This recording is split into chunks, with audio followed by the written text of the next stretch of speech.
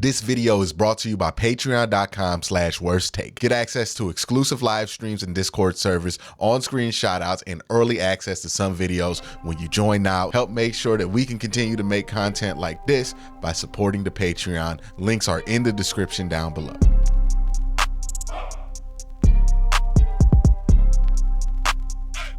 It's funny when we start the season out, it seems like you never have enough information to really make any kind of definitive proclamations on what will or will not be the case for this team. And this team's at a weird point where some parts of this, like some mission critical parts to this offense, we've seen for like a quarter of the season, right? Where it's like 4 games, 4 and some change. And then there are other parts where we've seen them the whole 8-game sample. So we're going to try to make sense of what this offense has, what they can do to get better, how we can get more utilization out of some of these key pieces that we want to get utilized. And the first guy that pops up to my mind, Jake, and I don't know about you, is Elijah Moore, right? You look at his production, and if you sort through his games in New York last year, and you just go by the first 8 games in which he had a target, he's less productive this year with 50 targets than he was last year with like 35. And that's an issue, right? Like that just should not be the case. You brought Elijah Moore here because you were expecting a leap of production, and right now you're not getting it. How much of this, in your opinion, is this chaos at quarterback? Is this due to how he's used in the offense? Like, of those factors that we know all kind of play a role in this, what do you think is the main one that you would want to pick at first if you were kind of in charge of that situation? Yeah, I mean, it's a mixture of like an offense that I think has been 4 games of survival mode, right? Where they start Dorian and they start PJ. Obviously Deshaun starts one of those games too. So it's really hard. I've been trying to be careful myself to draw a ton of conclusions from the first half of this season because of the way that they've had to just, again, sort of survive games because of the injuries. And, we're obviously all looking for an answer for, it feels like, to me at least, Amari Cooper is, I think easily the offense's MVP, right? They're getting him the football and he's taking advantage of pretty much every opportunity. I think there's been a game or two where he hasn't had much production. I believe the first Ravens game he might have been held without a catch, but that again was Thompson Robinson in a scenario where it was, we know the chaos that surrounded that. But my general point is we're all looking for answers outside of what's going on here with him. And David's been better of late. I think we would all agree. I think they've been really successful scheming him up on some screens and stuff like that, right? So I don't necessarily think the downfield stuff has been better for David. I just think they've been nicely creative with him. And we can't say that they haven't at least tried to be creative with Elijah. I have been pretty vocal about wanting them to keep him as an outside receiver when they brought him here and let him do work in the intermediate range. He can play slot, obviously, and he's certainly been plug to play in the slot here more than anything else. But the depth of target stuff is what is concerning, right? Like I think is best, Quincy, in the intermediate 10 to 19 range. And the Browns are currently the least successful operation in the NFL in the 10 to 19 range. So it's a mixture of like, I don't think pockets are holding up very well. I don't think the concepts are getting to the second and third read because of chaotic quarterback play. And also, like I said a second ago, they're not getting consistent protection. So, we're talking about Elijah, but then it goes all the way to like what Donovan was doing and what Tillman was doing just last week. Like they're not even in the route process because the quarterback isn't getting to those guys. So obviously the 20 plus found a little bit of success yesterday, but all season long, we've seen this lull in the 10 to 19 range. And there certainly has not been a good enough job between early season Deshaun in a weather game, the first game, and the second game in Pittsburgh. That certainly was, the Nick injury and all that whole thing was so strange, and it messed, I think, a lot of their game plan up. And then obviously the Tennessee game, it started to get better, but I think we lost that momentum. You see them lose it So you see them go DTR, and then you see the consistent play from PJ, and it's like, it's just not an opportunity thing for those guys. So how do you fix it is probably the better question at this point, right? It's to me, it's protecting better. It's quarterbacks trusting protection a little bit more and going through the 1, 2, 3 part of the cycle. So, I think we're all frustrated. I'm sure Elijah's really frustrated by it. The depth of target stuff is way down for him. I almost wrote on this. I probably should. I gathered a bunch of data a few weeks back. Like the average depth of target is way off compared to what it used to be. He's not getting downfield touches. The motion percentage is higher than it ever used to be for him, but not in a constructive way that provides him free releases and things like that. And then like just the general usage, the types of usage that he was most successful at the large stretch of his rookie year was in a targeted area of the field. Like I'm saying, that 10 to 19 that he's just not, that Browns aren't even occupying right now if it's not Amari Cooper. So it's a bigger offensive thing to me than an Elijah Moore thing. So hopefully with more consistent presence from Deshaun Watson, you start to see this stuff level out a little bit, right? Yeah, I would hope so. And the thing that's so interesting to me is you heard so much about that chemistry coming out of camp, right? We weren't really even talking about the chemistry that Deshaun and Amari have. It was really about like, oh yeah, Elijah and Deshaun, it's really looking well. It's a good connection. They'll be able to attack downfield and everything like that. And it seems like that's something we just have not seen very much of. And I mean, a lot of it has to do with the fact Deshaun's played 4 games this season. Here's the data I wanted to share with you. So his route depth his first 2 years with the Jets was over 10. He's sitting at 7.19 this year. So he played his second year in the league when he was healthier. He played an even amount of snaps, 334 in the slot, 366 in the wide outside position. His rookie year, he played 326 out wide, 118 in the slot. This year, he's over 2-to-1 slot to wide snaps, plus the 24 snaps in the backfield. And he's been used in motion 20% of the time. He's really been morphed into a player that you would think was more of I'm trying to think of like a Mecole Hardman, that type of guy, right? And he's not that. I thought he's an outside nuance-based receiver, and you're not getting any of the stuff you traditionally get from him. So air yards per target, 11 his rookie year, 12 his second year, 8.58 this year, Quincy. That's obviously that's a problem. The yak percentages are similar. They're holding strong. So that's good. It's just a matter of like where they're trying to get him the football, which is the most disappointing thing because it's explosive plays per target. His first 2 years with the Jets, 17%, 19%. It's at 8% right now. So it's not like he was playing with God's gift at quarterback with Zach Wilson for a large chunk of that time too. So they have to find it. They have to use him downfield deeper though to find it. So hopefully they start to uptick that a little bit, and this would be a great week to start it, wouldn't it? Yeah, it would, especially because Baltimore, the way they blitz, you might want to just be able to try to get some chunks on them, get explosive, get them out of their plan, right? I look at this game the way I look at the mentality of both teams, like especially defense, Browns defense versus the Ravens offense. The Browns defense like seems like a team to me that likes to play checkers. Like it's not really that complicated what they like to do.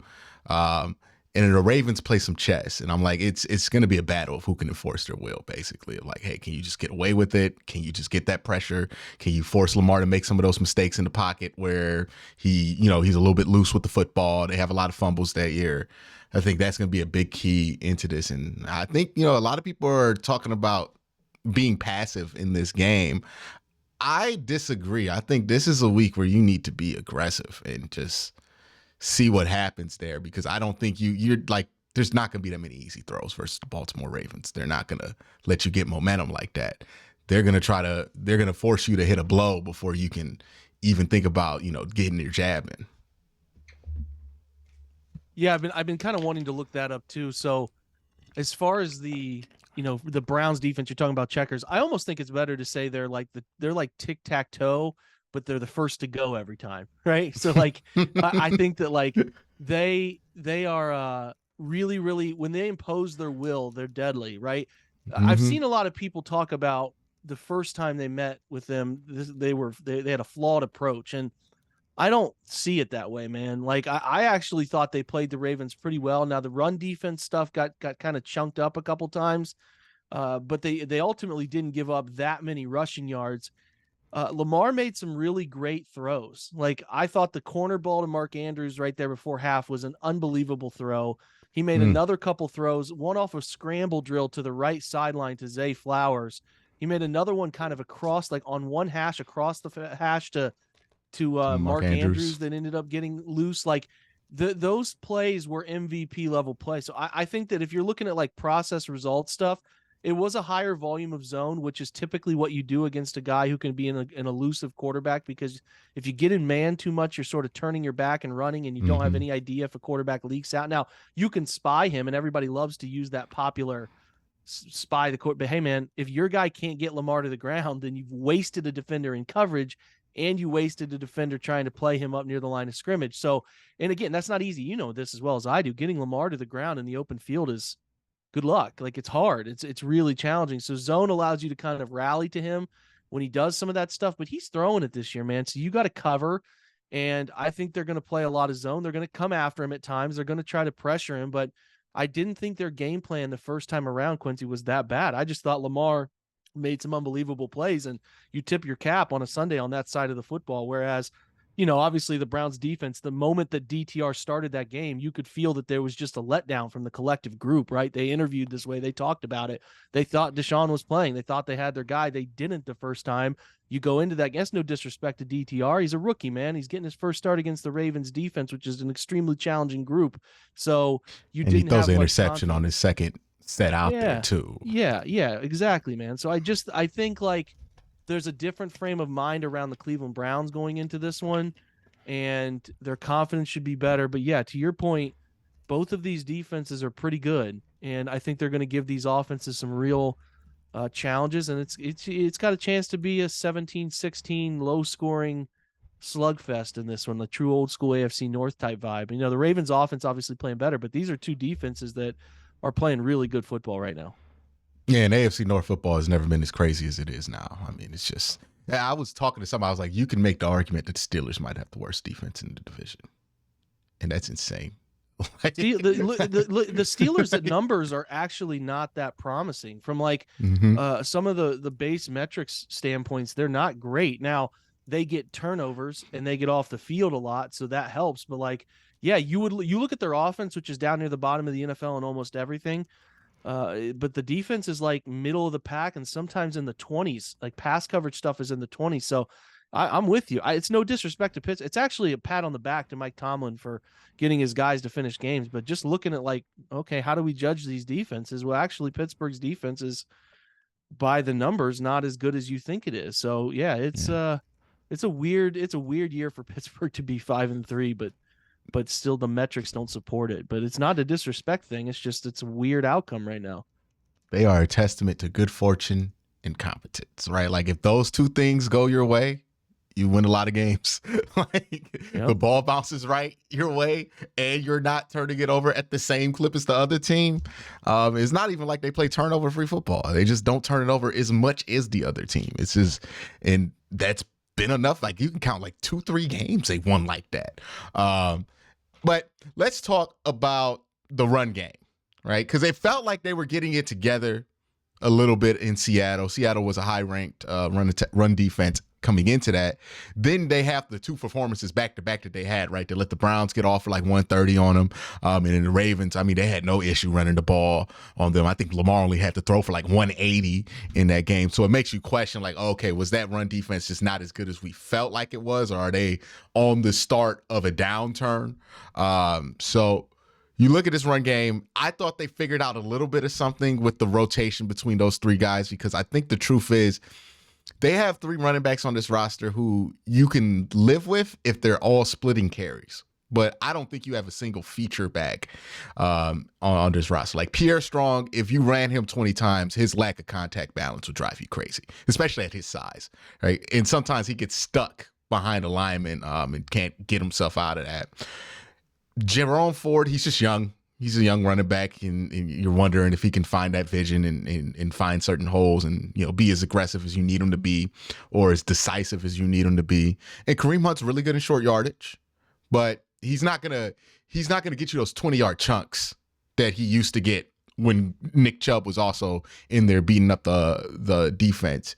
Is that how you see it? Well, not that, but is that rotation to you enough, or do you feel like you need to look for something a little bit more adequate than that? I mean, at the point now, they can't. I mean, there's nothing else out there. I would have to imagine they've explored some other options, and some guys just maybe weren't interested in coming here or something, right? Like I the, I have no problem using all three of those guys. Like you said, Kareem is in spurts. He's especially powerful short yardage and down near the goal line guy. Jerome should be more of a shotgun runner. The thing is, they're holding on to this wide zone stuff that Nick was so good at, so gifted at, and it's really the best runners in football are gifted at it, because really you have to play a beat ahead against wide zone stuff. You got to be able to see things unfold sort of a moment or two before they've actually unfolded. It's like a point guard driven backfield situation. So Mm-hmm. like you're expecting Jerome, Pierre, and Kareem to do that when they're not good at it is a tricky thing to me. I was really encouraged.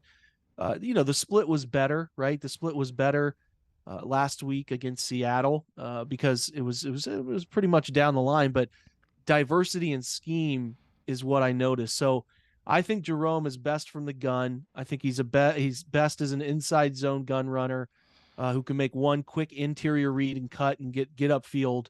If you allow him to kind of try to sort through things mentally, working laterally, he's not gifted at that, and it's going to result in more negative than positive. I do think he's also been on the wrong side of the luck spectrum with guys up front blocking for him. I don't think that they've been very good blocking for him this year, as opposed to some others in the backfield. It seems like Pierre Strong, they're only accustomed to putting him on the perimeter. Like they like to get under center and run pin pull sweep stuff with him. Like all three of his carries were that this past week, and like they'll put him in the gun and run a little quick toss, a 2-man pin pull stuff, or they'll pull the guard and tackle and pin down with the slot receiver or tight end and then try to loop out and around it. I don't see them using him much in between the tackle box, right? And then Kareem is kind of just a little bit of everything. He's more of a downhill man or duo runner when he gets in the back. He's their best under center runner. So I mean, listen, they got three guys that can do some different things. You're going to be disappointed because your eyes as a Browns fan have been accustomed to watching 24 do magical things for 5 years. Like it's just not ever going to look the same to you, and you're going to be frustrated. And you want to understand like how the Browns run game has been this thing for so long now. It's because 24 was special. So you hope you get that back at some point. But for now, you have to readjust your expectations, right? You're also dealing with two tackles now. Jed, not a gifted run blocker. DeWanda, not as adept as a run blocker as he is a pass blocker. So you're dealing with two tackles who are not Jack Conklin, right? Is you're losing one of those guys, and you've dealt with Joel Bitonio with a bad knee for portions of the year. So a long story short, I'm not trying to make excuses here, but it's just not. It's like you have to alter your expectation for the group, because it's not.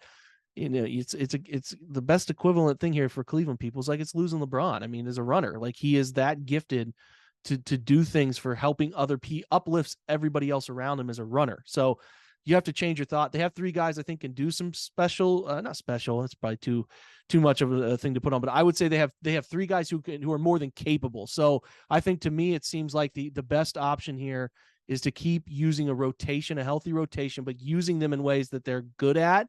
And I think they need Pierre Strong to be a better pass blocker to stay on the field. Like if he can't pass block in any sort of effective manner, they're not going to trust him. And I'm telling you, the pass blocking reps have been rough. So that's a part of why you're like, people are confused about him being on the field at certain times. Well, if he can't pass block, he's a liability, and they're not going to want to put him out there all too much. So that's just something to sort of consider. But I know they're looking for answers like you and I are, who are watching the same tape. They need to find better efficiency in their run game. And I have a young one yelling. I'm sorry about that, but we got I don't even hear it. we got some kiddos around here yelling. But no, nonetheless, man, I think it's a fair concern, and I know internally they're concerned too, because they have to get it on the right track. They can't put every single burden on Deshaun Watson in that shoulder still. So they need to find some answers. I'll be curious how they do. I was encouraged, Quincy, because they ran like the end of that Seattle game.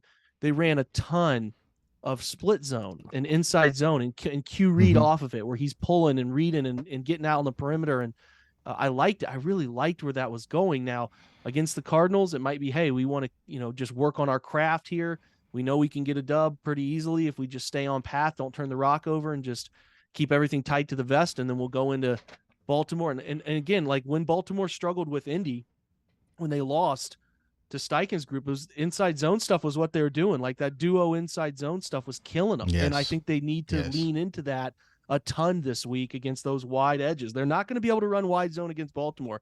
It's not been a thing for a while here. So they have to find some interior run game solutions, and hopefully they run a little trap. They'll run a little power to keep things in between the tackle box, and then run inside zone and get some answers off of that. Maybe some quicker RPO stuff to combat some of the blitz things would be nice, but they got to scheme it up, man. It's a big week for scheme. It's not a show up and play type of game. Pierre Strong's very interesting to me because his journey makes absolute sense on every level when I watch him. I'm like, because you'll look at him, he'll make a cut, and you'll see how explosive he is off a cut, and you go, oh my God, how was he third round pick? And then you'll see him get tackled. You're like, yeah, he was a third round pick. You'll see him get in space and be super fast. And you're like, oh my goodness, how did this guy end up at South Dakota State? And then you'll see him get tackled and you're like, oh yeah, okay, that's what happened there, right? Yeah. And I imagine that part, not being the most physical running back at the end of your runs, probably not very helpful when it comes to pass blocking. And it's not a mystery why Bill Belichick traded him too, where you're like, okay, I can see why you would be frustrated with the guy who's 6'1", who struggles with contact. He plays running back, but it's just a recipe for somebody who's going to frustrate Bill. And yeah, I think players like that are fascinating, where you could just you can look at them and you're like, yeah, I know why. I know exactly why you're here and why you aren't where you were, and it just their journey makes absolute sense on like 5 plays. Yeah. I think that's fair with Pierre. I mean, he's got a gear that not many on the roster do. I think he can really run. And Jerome can run too when he gets into space, but it's how do you get that guy into space? Because, again, you get spoiled where Nick would be bouncing off or hesitating and allowing himself to break a tackle. And, you just don't get that from these guys. So, yeah, I mean, you're wondering why was Pierre Strong traded away for a fringe practice squad tackle?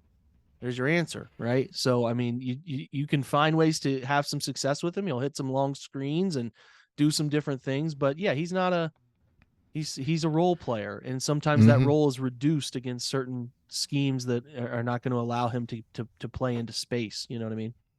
Absolutely. And just in case, I used to watch him because he played in YSU's division, and it was the same story at YSU against YSU. Yeah, so I believe don't that. think he's not going to transform nobody different.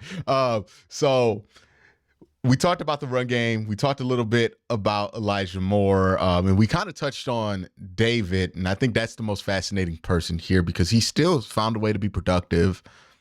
I think I said this before we got on. It feels like every year they run out of David Njoku plays because it's kind of frustrating that it doesn't feel like they can get him a part of the offense in the flow of the regular offense. Like it has to be some kind of screen, some kind of backdoor thing. Like it never feels like we just can make him a regular part of offense the same way we can make Coop a regular part of this passing attack, where it doesn't feel like they're running plays for Coop all the time.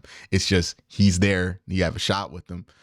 Is there something I'm not seeing on film that suggests that that's not really that possible for David Njoku? Or is it kind of, again, a similar story to Elijah Moore, where it might just be more of a case of utilization, even though this has happened year in, year out with David?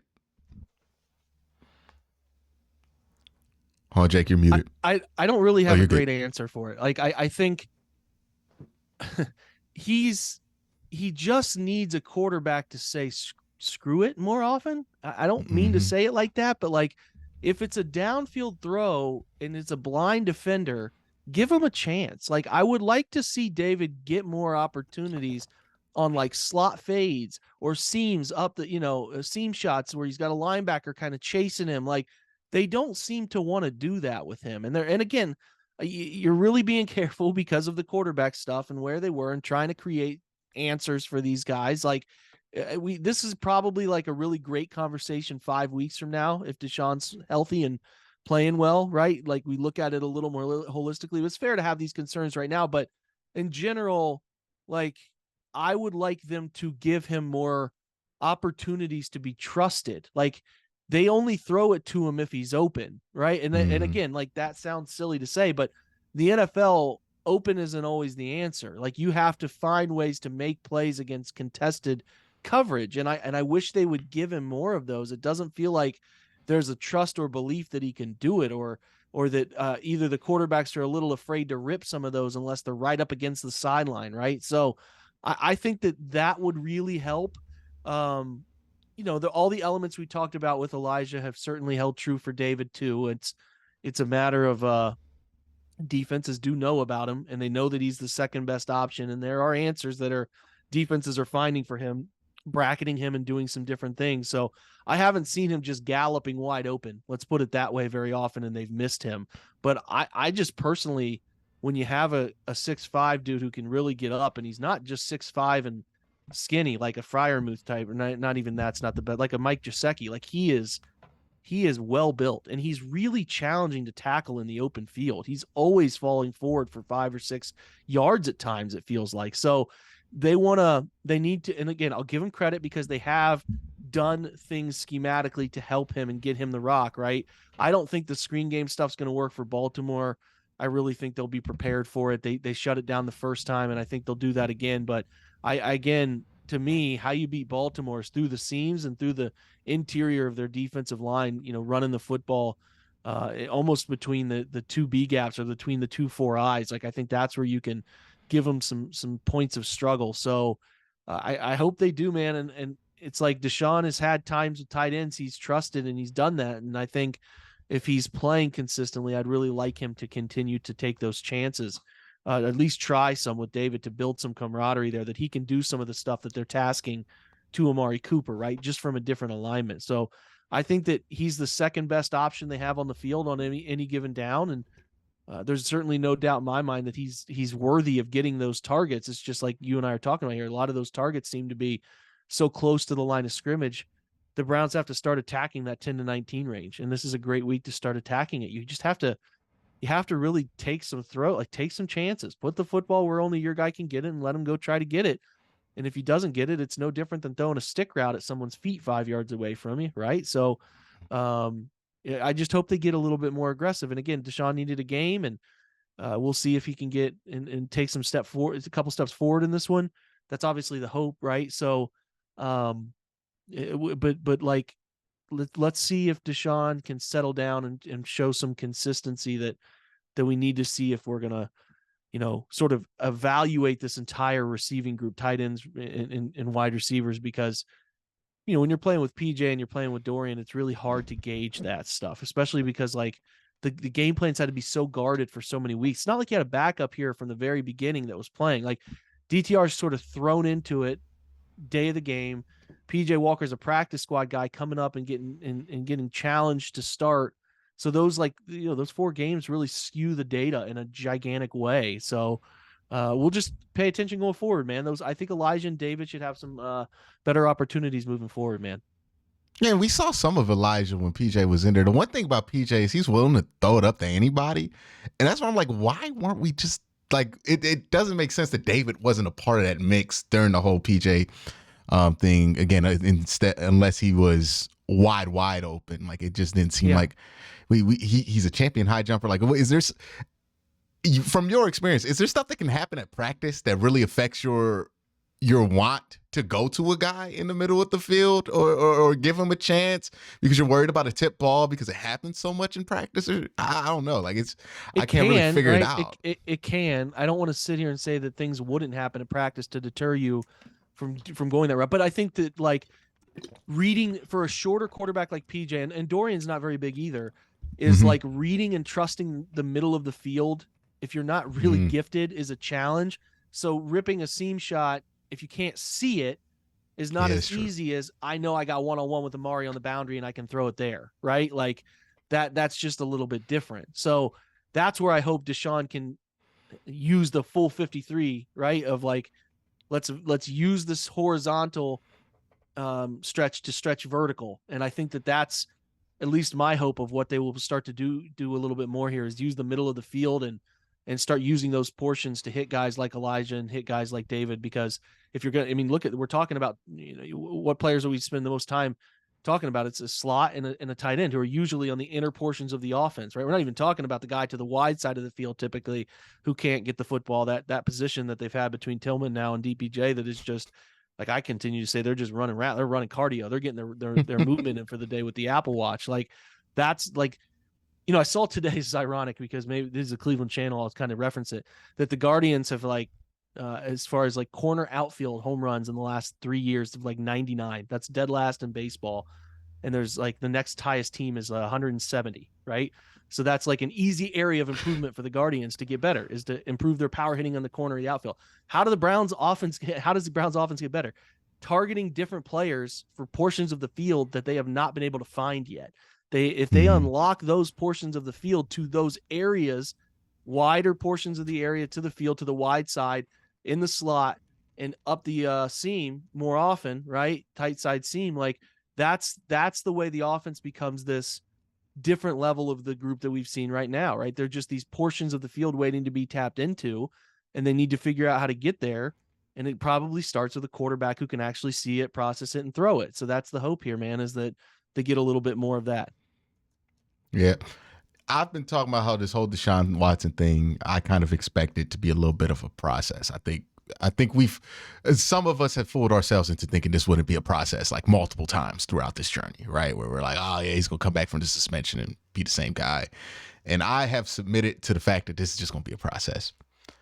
And one of the things we just haven't seen him do, even when he's had those good games, is throw with that anticipation that you're talking about, kind of in the middle of the field like he used to in Houston, right? I think that's the one area. We've seen him throw those deep balls on the side, on the numbers, where, he hits a guy and it looks like the ball just appeared in his hands. Like, he's still able to do that and place the ball there, but it's kind of that trust and confidence to be able to let one rip without hesitation in the middle of the field that we just haven't seen. And when you've seen him throw his interceptions, especially when he first came back, I think his first interception versus the Texans was in the middle of the field, right? Well, it was in the end zone, but it was towards the middle of the field where he was trying to anticipate something and he just didn't see safety.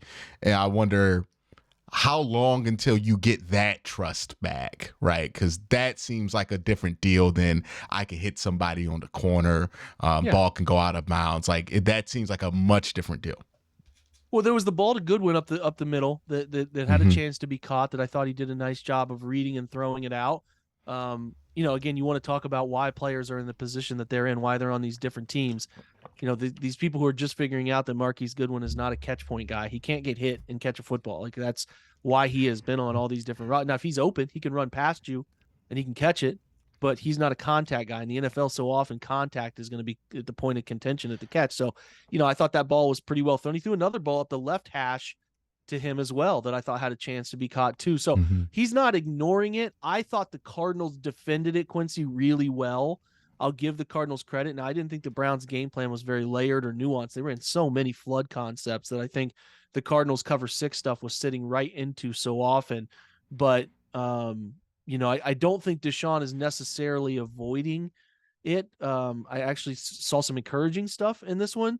At times, I'll give you just my perspective on it. I saw a couple encouraging throws there. The short stuff was really weird and awkward and clumsy. Hopefully that can tighten itself up a little bit. But yeah, the middle stuff was okay. I just thought the Cardinals really did a nice job of sort of bracketing some of those over routes and did a pretty good job. The only one that they missed, there was one deep over that they missed that was pushing up the middle towards the right sideline that Deshaun sort of it was the play he got absolutely destroyed by a defensive tackle trying to scramble for 4 yards. He kind of works out of the pocket left because he feels high side pressure from DeJuan Jones and decides to scramble and run toward the hash mark in the middle of the field and gets really hit on that right shoulder, which drove me crazy because he's got to be more responsible than that with his body. I don't care about a first down and a random Cardinals win than I do about you playing the next 10 games, right? Like, that matters more. Even his boys are saying that, like Amari Cooper after the game. But there was a concerted effort, but like even the defensive players, like, he's special. He got to slide. like Slide, please, I man. feel like Please, or every fall time somebody forward, talks to him, they're like, Yeah, "Hey, four, you gonna slide? like, please. don't take that hit." There's just Like, it's his responsibility to protect yeah. himself at the end of the day. So I know he doesn't want to play different than how he's played, but you're not 23 anymore, man. You're older. Like you got to take care of your body here. Hmm. So yeah, like to the crux of your question a minute ago, I'm not. It's one game back, and he hasn't played since week 3. But I saw some encouraging middle of the field stuff. But I thought also the Cardinals covered it well, so it's not like he was missing a bunch of that stuff where you would be like, oh God, he missed another one. He didn't even see it. I didn't see that. I thought he actually saw processed coverage from the Cardinals bracketing some things that was encouraging. So again, the Ravens different challenge because they not only have the secondary, they have the guys in the middle of that and the front of that can really get after you too. What's up with him in the short stuff? Because like if it's not just been this game, right? Like it's been when you've seen his most questionable throws since he's come back. It's usually on shorter stuff, right? You could go back to one of the throws against the Texans when he came back. I mean, there were plenty of them in that last Pittsburgh game in 2022. You go back to 2023, the stick throw to open the game against Pittsburgh at Pittsburgh. Mm-hmm. Is there something about those short throws that makes them a little bit more tricky than we're assuming? I don't think so, man. I really don't. I mean, obviously, when you're playing quick game stuff, the ball has to get out. You got to process it quick. And when you're coming back for the first time, think back to the Texans game you're talking about, or this one, you're just sort of feeling out the speed of the game again. So there could be some of that, but to me, it feels like he's rushing through everything mechanically. So the process is too far pushed forward so that the ball ends up spiking in the ground more often than not. It's where his mind is seeing it, but the body's not doing it quickly enough. It's not triggering quick enough. So that's my hunch. That's a great question for him on Lockerverse, to be honest. Like he knows the answer for that better than anybody. I don't really have it. His quarterback coach would probably be able to talk about it, but there's no doubt the ball is coming out low on these early anticipatory throws, and it's not delivering as accurately as it needs to be. So I don't expect it to be a long-term thing, but certainly when he's coming back and fighting some of the early rust that comes with like the game speed stuff again, when you've missed a month or hell, he missed a year and a half before, that to me is not all too uncommon. But he's got to play. The Browns' margin for error on offense is tight. He can't have multiple games in a row here where he's leaving those 0 to 9. Like I think he was like 4 of 3 of 9 on 0 to 9 throws last week. So it's got to be better. Like it just flat out has to be better. Yeah, because I just think of so many throws where it was just weird. And then there was the Cincinnati game where we kind of blamed it on the ball, and he said he changed up how he wanted to throw it in that game, and he just got to stick. But it's like this. That's been the weirdest constant with them. And it's like, I don't know if I can blame that fully on the shoulder, because it's not like, it's kind of like with the Baker Mayfield labor and stuff. It's like some of this stuff existed before the injury, right? Yeah. And you can't discount that. And that's one of those things where I'm like, yeah, it's easy to say that's the shoulder, but if we get like 4 weeks from now and he's still occasionally, spiking one in the dirt, we got to start asking like, what's going on with that? That's odd that happens. It is. Only with him, like, right? I don't see anybody else having that kind of issue around the league, especially on the concepts that he has them with. Like, it's just a little odd. But yeah, that's been kind of our overview of this Browns offense. We hit all the big hitters. I'm pretty sure there's not much to really talk about with like Cedric and David Bell. They're kind of just Cedric's just got to learn the playbook, man. There's too many miscommunications where he's aligning. I think that you're wondering why a guy with the physical traits like him can't get on the field. I think it's a mental thing for him, knowing what he's supposed to do pre-snap, where he's supposed to go. He had issues in the preseason lining up, cost him penalties. Deshaun was continually barking at him about where to be, and then just what he's supposed to do post-snap. I think he's just got to get better mentally, and then he has a real chance. But you want to know what's holding him back. I think the evidence is pretty obvious for what's holding him back. Do you think James Prochet gets any wideout snaps this week?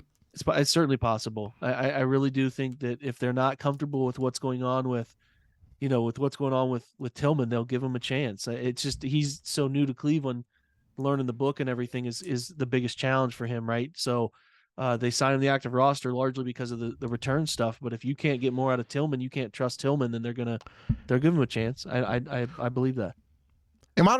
Jordan Atkins, that's another guy I want to talk about real quick, just Yeah. briefly. I think he has like 27 yards. I think he had like 10 last week. I think he had one reception for like 11. So he might be at 36. You guys correct me if I'm wrong. We thought he would be utilized a little bit more than this, right? Like, am I the only one that thought that? Yeah, I wrote an article on it. Like, I thought he was a real threat for the Texans last year. The thing is, they weren't playing much 12 or 13 personnel, so he wasn't playing. Now, that changed last week. They went from like 70% 11 personnel leading up to last week, and then they went down to like 53% and went from like 6% of 12 personnel snaps up to like 20%. So he saw the field more. He got more targets. He had that 4th down target, had another 3rd down target, catch and run. I think they're going to put him on the field a little bit more. So I think he'll get more chances moving forward, obviously, because he does have a link to Deshaun too. So I think he'll be out there a little bit more. To your point, you're right. It's just like almost every other addition they've made on this offense. We're left here wanting more. It's been disappointing, but I think at the second half, what I would encourage people to do is kind of give them a clean slate if Deshaun is healthy and see where they go from there, because Akins is talented. Marquise Goodwin has moments of like in the right situation, has real talent. These guys, Tillman too, and obviously more, like there's more meat on the bone here than what we've seen. So, we have to believe that they can tap into that if they get consistent quarterback play. Now, the tackle stuff is still concerning, and that's going to be a challenge to overcome, but they should have, put it this way, the players to do what they need to do here are in place. Let's see if they can find ways to utilize them in a way that results in some, more explosives, because they need those. And is Nick Harris the new fullback? Nick Harris is a fullback, I guess. He's clumsy. He's not Ricard. And they want him to be their version of Patrick Ricard. Like, he's not, I've seen him try to run a route, and not that Patrick Ricard's running, he's got the gift of route running here, but he's certainly more coordinated. But yeah, for what we know this year, Nick is he's the fullback for them. He's the Browns' little version of Patrick Ricard here. Just he can't do any of the actual skill position stuff that comes with it. I wonder if they have him lose weight and just give up on him being a backup center at this point. Like, just try to see what he can look like at that position if you lose like what. Because he don't got to lose so many pounds that he has to legitimately change position, but he can lose like what, 20. And I don't know. He's already kind of small though, like for a center, so that'd be tough for him. Yeah, I mean, it's the body type is right for it, but does he have any hand-eye coordination to do it? I don't know. I haven't seen any evidence that says yes, but for now, it's a way to get him on the field, and he's blocking okay. So we'll see if they keep getting more creative in the pistol stuff with him. But yeah, it's always funny seeing number 53 out there doing that stuff. But yeah, I have no evidence to the contrary. He is their fullback at this point. Yeah, because it went from like 2 plays, like maybe like every 3 weeks, to like at least 7 a game, where you just see 53 and there's the eligible guy. Like, that's just the fullback now. Like, but Jake, always a pleasure having you on. Let them know where they can find you, man. Yeah, at Jake_Burns18 on Twitter, and then everything OBR. So OBR website write-ups, and then OBR Film Breakdown podcast is out there on Apple, Spotify, all the spots you find it through Blue Wire. So that's the main hub, man. Appreciate you having me on, man. Always appreciate the banter we get into, and I think it's a great part of what you do on your channel. So appreciate you having me. Definitely, man. I always learn something new when I bring people on. It's always enjoyable bring you on, learn something new, or learn a different perspective of this team. I think people kind of lose sight of that because they get so caught up in their own bubble that they don't really pop out and get some new eyes on stuff. But thank you for being on, Jake. You have a great day. Everybody else, have a good night. Peace.